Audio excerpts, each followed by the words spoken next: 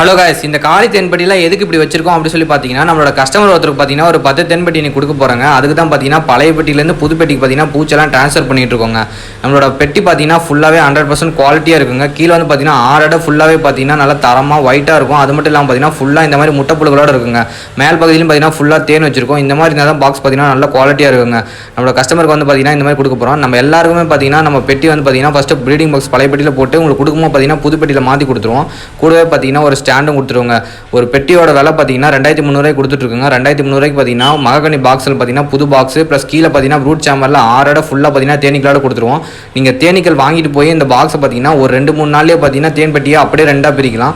அந்தளவுக்கு பார்த்தீங்கன்னா நான் ஃபுல்லாகவே பார்த்தீங்கன்னா குவாலிட்டியாக வந்து நல்ல ஸ்ட்ரென்த் அதிகமாக கொடுப்போங்க.